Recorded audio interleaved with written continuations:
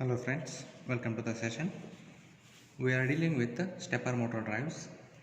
Previously we discussed the stepper motors, the classification of stepper motor drives and important features of stepper motors. Today we will be discussing about torque versus stepping rate characteristics. These characteristics need to be known for proper use of stepper motors. The characteristics are shown in the figure. We can see here, as the stepping rate is increased, rotor takes less time to drive the load from one position to the other.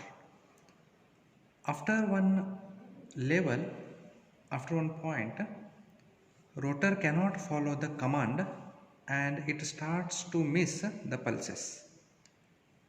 If the values of load torque and pulsating rate are left side of the curve 1, then motor can start and also synchronize without missing any pulses.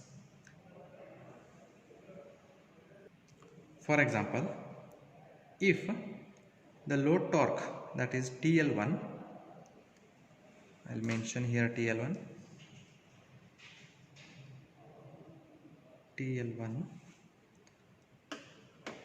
and the motor at this torque, the motor can start and also it can synchronize without any missing the pulses if the stepping rate is less than S1. So in this region we are talking about. Once that motor has started and say it is synchronized, now we can increase the stepping rate, which is same as that of load torque without missing a step. Say for load torque TL1, after starting and synchronization, the stepping rate can be increased up to S2.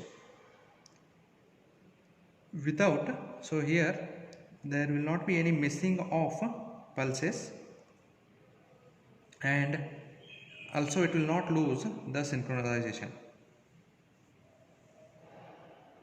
However, one thing we should note that if we increase the stepping rate beyond S2, then the motor will lose the synchronism. So we can say that the area between curve 1 and curve 2 for different torque values, the range of stepping rate where the motor doesn't misses any pulses. This area is known as slew range, and the motor is said to be operating in slewing mode.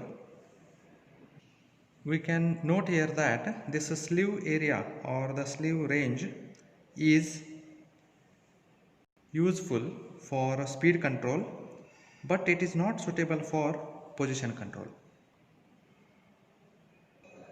Thank you.